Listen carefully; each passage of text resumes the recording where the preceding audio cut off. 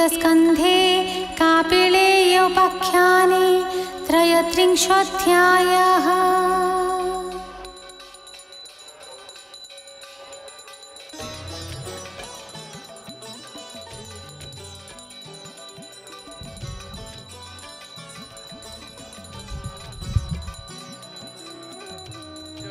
जगन्नाथ जय जय श्री जगन्नाथ जय जय श्री जगन्नाथ दर्शन करुछंती आपण माने महाप्रभुंकर नीलचक्र आळती लक्ष्मीभद्र मठ तरफरु नीलचक्र आळती आपण माने दर्शन करुछंती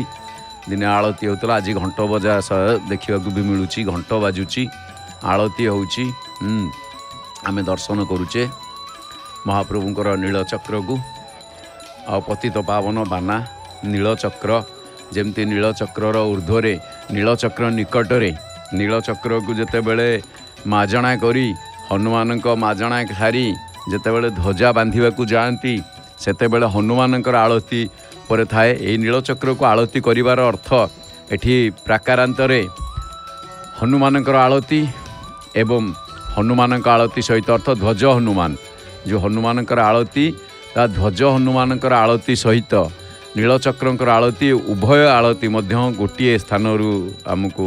माने तार परिप्रकाश मिलती तेणु आम दर्शन करुचे घंट बाजुची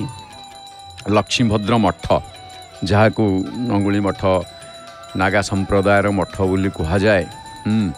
जो मठ लक्ष्मीभद्र जहाँ को नाम से स्थानटी तत्कालीन समय थिला लक्ष्मी बजार जहाँ को कहुए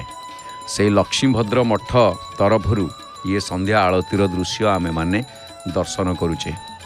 प्रत्येक दिन संध्या समय रे कारण संध्या समय आळती समय एपटे किए जड़े घी ढाली दौरान नहीं कि आसछंती घी दीपरे घी ढाली दौरान पतित पावन पाखरे सेपटे पारा तार उड़ीकी सी तार बसुची नीलचक्र पतित पावन बाना फरफर ही उड़ुची तेणु फरफरे उड़िया भितर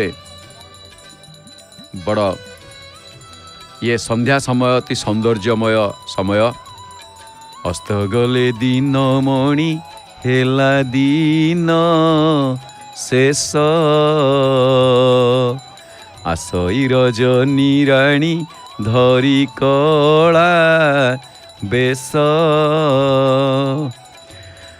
सौंदर्यमय संध्या संध्या समय रे देव अर्चना